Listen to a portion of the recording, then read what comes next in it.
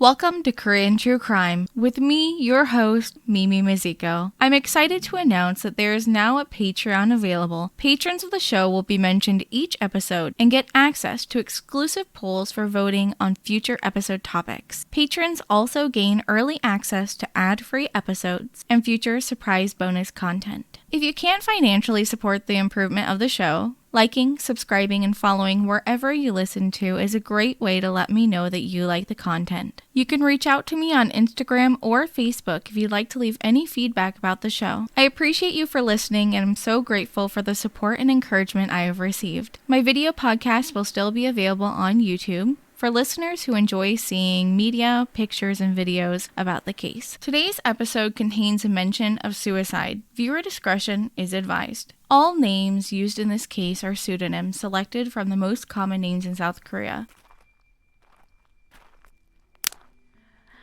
What was that?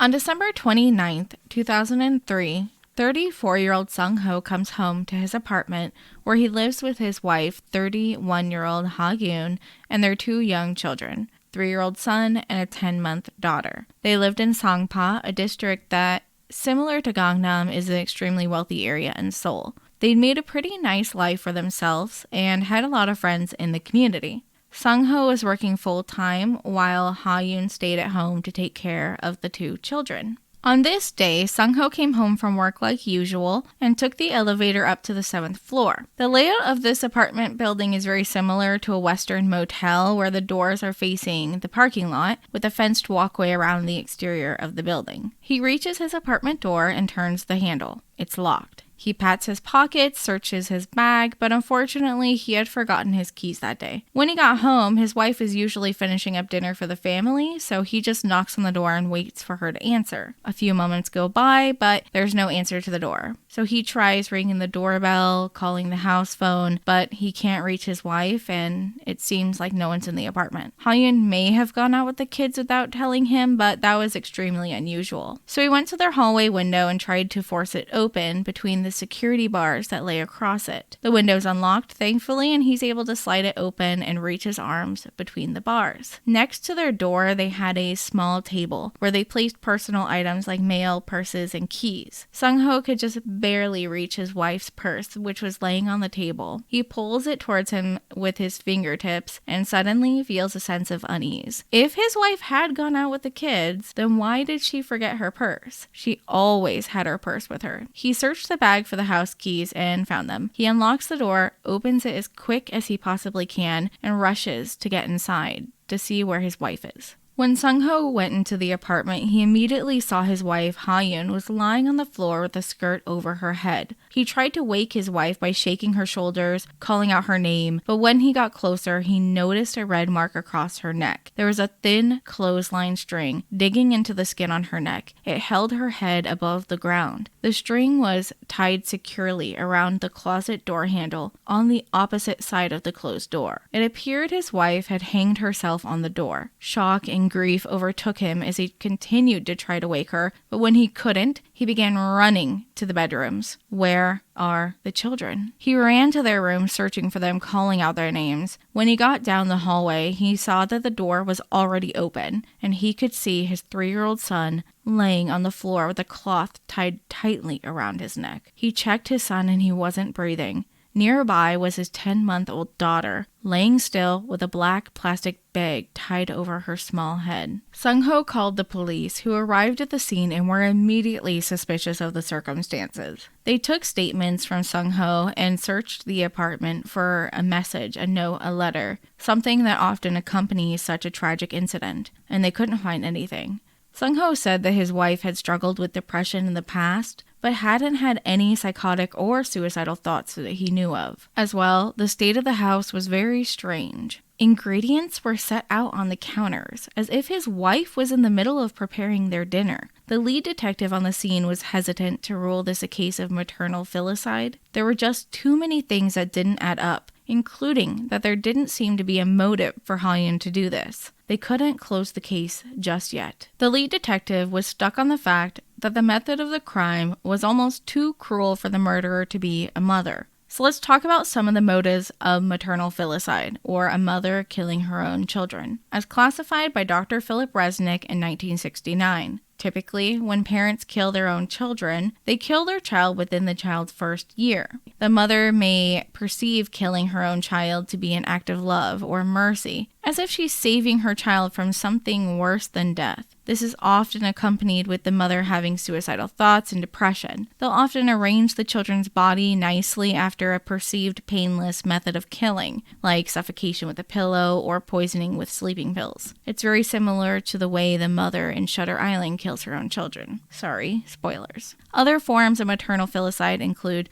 child abuse or neglect, unwanted child filicide, psychotic filicide, in which a mother experiences psychotic or delirious state and kills her child without motive, and finally, the most rare is spousal revenge filicide, when a mother kills her child to emotionally harm the father. The lead detective had a gut feeling that something was not right here, despite that on the surface, it did appear Ha-yoon had killed herself and her children. The other police didn't share his disbelief. There were no signs of forced entry to the apartment anywhere. Even when Sung-ho came home, the front door was locked and all of the keys that they had were inside. So it appeared no one could have entered the apartment from outside without damaging a window or a door. Sung-ho was only able to open the window, but his wife's keys were in a handbag that was in the same spot she had always left it, and the security bars meant no one could enter through the window. When investigating Ha-yoon's body, they didn't find any indications of self-defense, such as scratches on her neck where she might have tried to grab the rope that was suffocating her, or skin under her fingernails where she may have attacked her perpetrator and fought back. Sung-ho was insistent that his wife hadn't done this. Their children were her life and she was happy. Of course, if it had been a murder, Sung-ho was the only one who had gained entry to the apartment, and that put a lot of pressure on his whereabouts during the hours prior to the crime. His alibi was concrete though, so there was no chance he was at home during the times of the incident. The police questioned everyone that lived in their apartment complex, but no one had noticed anything unusual or heard anything unusual that day. Her immediate neighbors to her left and her right hadn't even heard any noises during the time of the incident. And to be honest, I don't think I've ever noticed my neighbors coming or going from their own apartments. In my 2 years of living in my current apartment, I think I've seen only 2 of my neighbors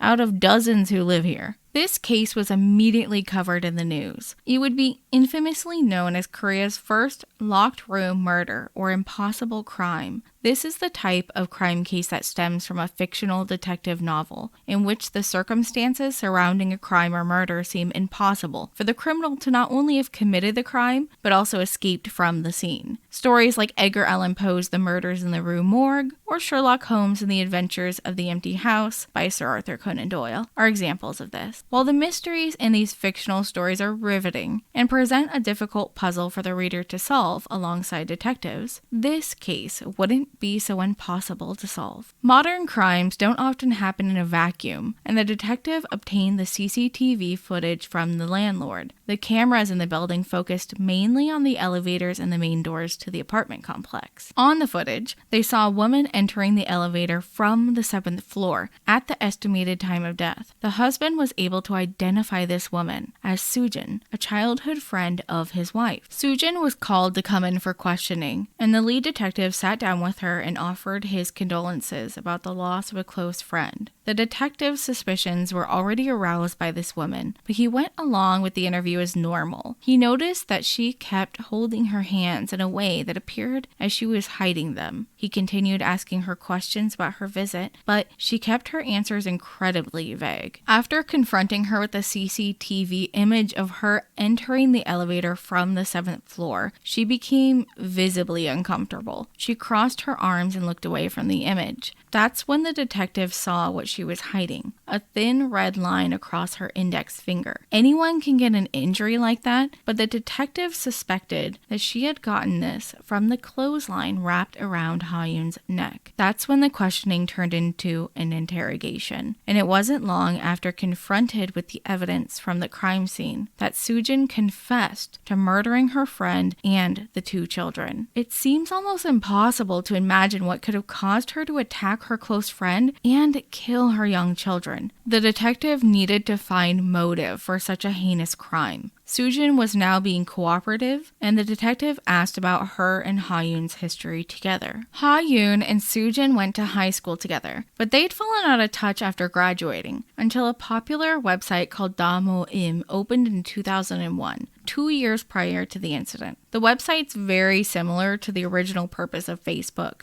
It was advertised as a social media website where alumni and current students could reconnect or chat with one another. When Ha-yoon joined the site, she saw her long-lost friend had already made an account. They quickly began chatting and became close again, as if no time had passed whatsoever. Soo-jin wasn't married and didn't have many hobbies that took a lot of her time, so she was messaging Ha-yoon often. As they grew closer, Soo-jin began visiting Ha-yoon a few times a week to see her 1-year-old son, and to just hang out. Soo-jin had inserted herself into Sung-ho and Ha-yoon's life, as if she had been adopted by them. Ha-yoon was inviting her over often and even cooked meals for her regularly.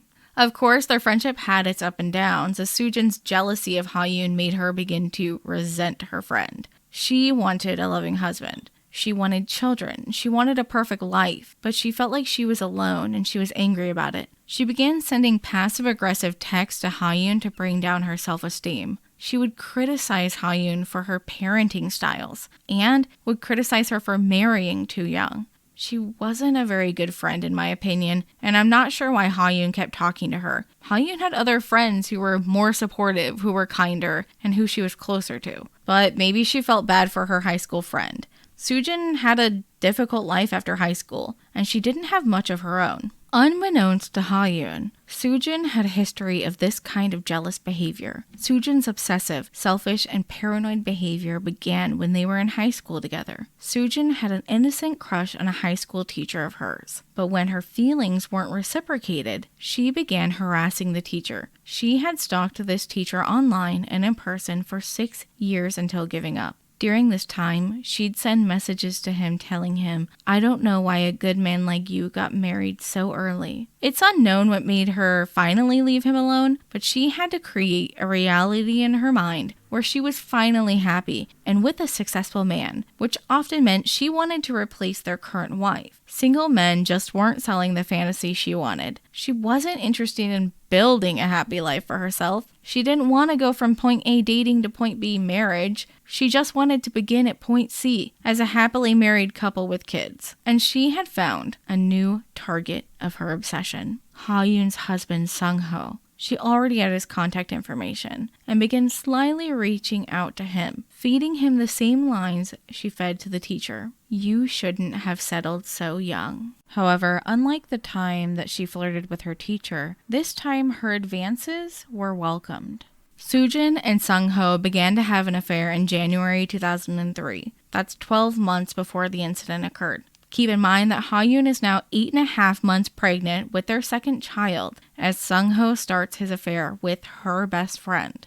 Soo-jin had then inserted herself into her fantasy successfully, so there's no turning back at this point. She was going to get the life she wanted because, in her mind, that was her husband, and Ha-yoon was just an obstacle in her way, preventing her from being happy. Neither Sung-ho or Soo-jin would admit to the extent of their affair, but 10 months later, in October, Soo-jin's jealousy would overwhelm her, and she had to ruin their marriage. She'd waited long enough to separate them and was getting impatient that the life she deserved wasn't happening. She sends a text to Ha-yoon saying, "Even if you have 2 children and live so nicely, in the end, your life is an empty shell. Your husband is my man. After all." Of course, this created a big rift in the relationship between Sung-ho and Ha-yoon. He denied the accusations of the affair vehemently and said that this was just all a big misunderstanding. Sung-ho was furious with Soo-jin's actions, and later that day, Ha-yoon got another text saying, "I'm so sorry, that was meant for a girl who was flirting with my boyfriend." She pled her innocence, but we know behind the scenes that she was relishing in the heartbreak she had just caused. Not many couples can bounce back from the betrayal of cheating on your pregnant wife with her closest childhood friend. And Ha-yoon lashed back. She texted her friend, "Do you want to do to me what your mother suffered from with your father?" Which we can only assume was a story told in secrecy between friends. She said that to hurt Soo-jin the same way she herself was hurting. I don't blame her. In Soo-jin's head, however, Sung-ho was her man and Ha-yoon did not deserve him. Sung-ho never stopped denying that he cheated on her, but she decided to snoop in on his texts and watch his comings and goings from work. But she didn't have any evidence that her husband wasn't telling her the truth. Their daughter was 8 months old at this point, and they had a 3-year-old son. She didn't want to get a divorce. Divorce isn't an easy option to this day in South Korea, and it's almost unheard of if you have children together. Divorce is handled in a very interesting way. I can't speak to how divorce is like where you live, but if you want to let me know how it compares, send me a message on any of my socials at Korean True Crime. In Korea, when a spouse is unfaithful, there are 2 ways to get a divorce: at fault and no fault divorce. At fault is when the unfaithful person seeks the divorce. No fault is when the person who was cheated on files for the divorce. No fault divorce is pretty straightforward and often is granted without any court proceedings. Adultery isn't a crime in South Korea since the Constitutional Court struck down the 1953 law that made it a crime in 2015. They reason that individuals have the right to sexual self-determination, and it's the individual's free choice to maintain their marriage. But I'm still waiting on the anti-discrimination law towards LGBT people. When the unfaithful person files for the divorce on the grounds that they left the marriage or they found someone new, the courts almost always deny the divorce without mutual agreement from the spouse. The Supreme Court said that the spouse that is responsible for the breaking up the marriage cannot file for divorce because it violates the principle of good faith, and due to gender inequality in South Korea, it often is very difficult for women to support themselves and raise children after divorce. So they now require mutual consent for at-fault divorces. Cheaters can't just leave behind their family because they want to. It's an interesting situation for sure, and I'm sure it's very case by case. So back to Ha-yoon and her situation. She would be able to get a divorce and maybe would get alimony, if only she could prove her husband cheated on her. Of course, this probably isn't the situation she wanted, and that's the only option she had for an easy divorce. So she's busy taking care of their 2 kids. Her husband is every day denying that he cheated on her, and she isn't able to find any proof otherwise. Ha-yoon decides that she will just believe them both. Maybe it was just a big misunderstanding. She knew Soo-jin was jealous and definitely would text something like that to a girl, but she hadn't even known Soo-jin was dating someone. She kept her suspicions and never let her guard down, but she apologized to Soo-jin and her husband and essentially wanted her life to go back to normal. I think this decision was probably very hard for Ha-yoon because she knew that text was meant for her. It mentioned her 2 children. So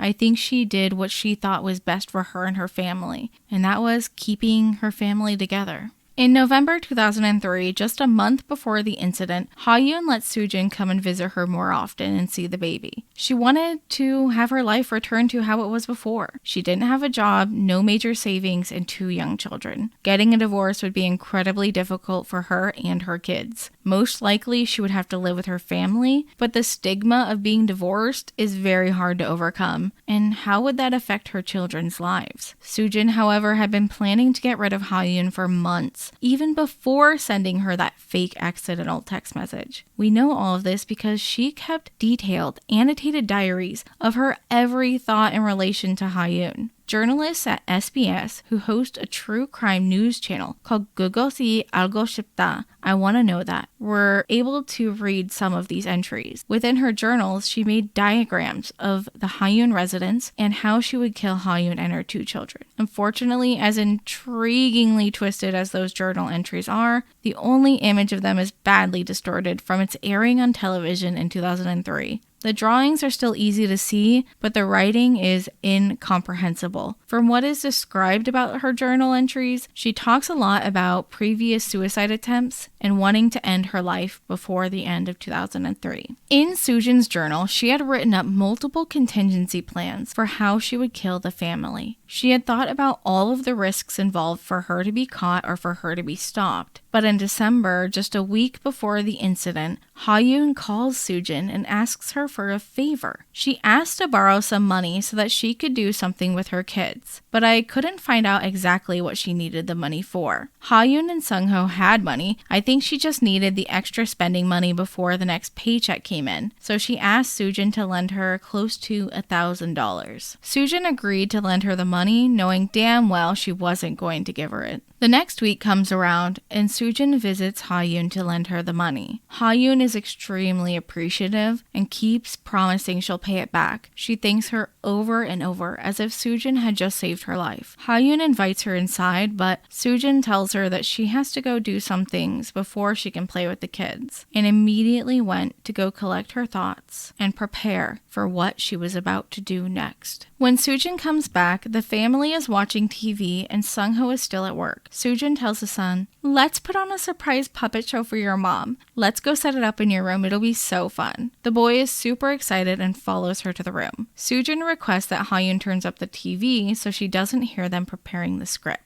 She grabs her bag quietly and puts on a pair of gloves that older women often wear in South Korea. She's grabbing towels from Ha-yoon's bathroom, plastic bags from the kitchen, and says, "No peeking, Ha-yoon." She's thinking ahead about leaving fingerprints, and the towels and bags are from Ha-yoon's own house. She knew exactly how to get the son away from his mom as well. Soojin said she told the 3-year-old boy to lay down and that she would prepare him for the game. She puts a cloth over his face and pushes a towel inside his mouth forcefully and begins to suffocate the boy. A kid that small can't possibly overpower a 30-year-old person, and after a moment he stops moving. She places him in a large wardrobe and closes the door until she thinks she hears the boy grasping for air. So she went back and strangled the child again until she was sure he wasn't breathing. It's possible that he hadn't died the first time, but it's also possible that she's extremely paranoid and in the worst part of her psychosis. Soojin closed the closet door to hide the boy's body and returned to Ha-yoon, who is watching TV less than 30 feet down the hallway from where her son had just died.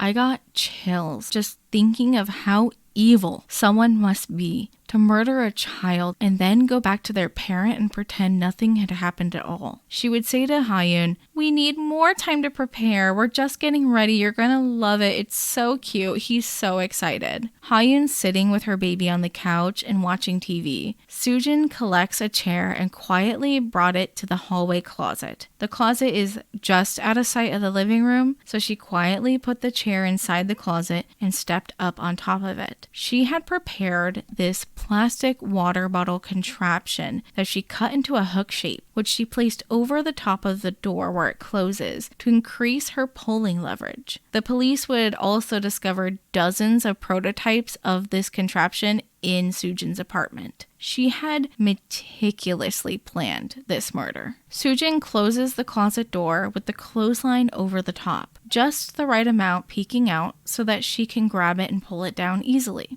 She tells Ha-yoon, "Okay, he's ready for you, but you need to wear a blindfold so you don't see it too soon before the show starts." She places a skirt with an elastic waist around Ha-yoon's forehead so she can't see anything, and Ha-yoon, being an excited mom to see her adorable 3-year-old put on a play, goes along with it. Now that she can't see, Soojin puts on rubber gloves and leads Ha-yoon towards the closet. The skirt, Soojin would say, was very purposeful. Instead of a blindfold, she determined the skirt was the best choice because it not only blinded Ha-yoon, but it prevented her from feeling the clothesline being carefully placed around her neck. By the time the clothesline was secured on Ha-yoon's neck, Soojin was in the closet, gripping the clothesline with rubber gloves and jumping off of the chair with all of her weight. Soojin's only comment about what happened next was that she was surprised at how much Ha-yoon struggled against the door. She waited a really long time, crouching and holding that string as tight as she could, while her once friend died against the closet door. Soojin calmly walked out of the closet and changed out her rubber gloves for new ones in the kitchen. She tied the clothesline to the door handle at the perfect height that looked as if Ha-yoon hanged herself. Coldly, she moved on to the 10-month baby in the living room, which I'm describing how Soojin horrifically murdered, but trust me, I'm leaving out most of the unnecessarily cruel details about how she treated these children as she killed them. She wasn't just killing them as a way to get rid of them, as a way to fulfill her delusions. It seemed as if she was almost enjoying it, with how little remorse she would show and the smirks she would give when describing how she killed the children. For the 10-month-old baby, she placed a plastic bag she had taken from Ha-yoon's kitchen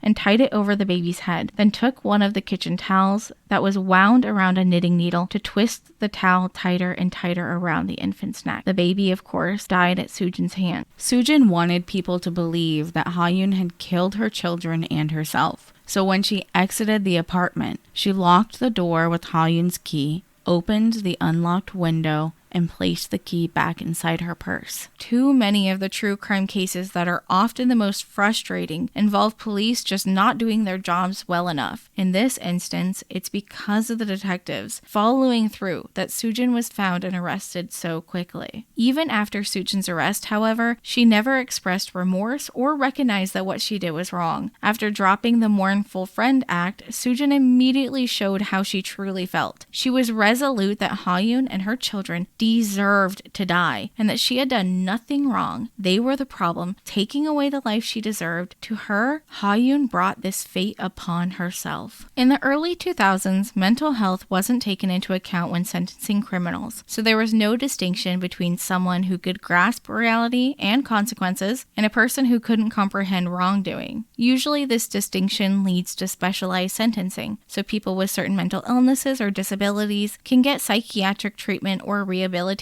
And during this time, psychopathic personality disorders were not recognized in South Korea until the following year in 2004 when Yoo Young-chul was arrested, who I've covered previously on my YouTube and may revisit for a future podcast episode. In Soojin's case, she was later determined to have Ripley's syndrome, which is a term used in South Korea for a person living with delusions. The term comes from the character Tom Ripley from The Talented Mr. Ripley, a series of novels by Patricia Highsmith. The character lives with a distorted reality that's a figment of their own imagination. They use others to achieve their goals, and they feel no sympathy towards the victims that they kill. Ripley's syndrome is not used by psychologists, but is used to describe a specific form of delusion that people who have antisocial personality disorder can go through. In essence, this describes Soojin's denial of reality. It's unlike someone who lies because someone who has Ripley's syndrome believes their lie, and they have extreme difficulty when confronted with the truth. People who have antisocial personality disorder are often impulsive, reckless, and disregard their own and others' safety. They can have difficulty forming emotional bonds and may only form relationships with others as a way to exploit them for personal gain. I take this definition from the DSM-5. The prognosis of Soojin's antisocial personality disorder isn't definitive, as these conclusions were made by psychologists who had never been in the same room as her. Ha-yoon's family sought the death penalty for the 3 heinous murders, but the judge sentenced Soojin to life in prison, hopefully to someday feel remorse. As for Sung-ho, while he continued to deny all of the accusations of the alleged affair he had with Soojin, the detectives were able to get him to confess to his infidelity. It's true, he never could have imagined Soojin would take their dalliance to such a horrific ending, but now he has to live with the haunting thoughts about the part his own mistakes played into the murder of his wife and children. In the end, this wasn't truly an impossible crime, but could have been, if not for the minor mistake Soojin made with the injury to her hand. If not for that, the police might have thought Ha-yoon had killed herself and her kids because of the alleged affair, or just after a psychotic break. Thank you for listening to today's episode. Before I go, make sure you follow Korean True Crime on Facebook or Instagram to get updates about the show. If you enjoy the content, be sure to give us a rating or review wherever you listen to. and hit that follow button so you can tune in next time. 다음에 또 봐요. See you next time.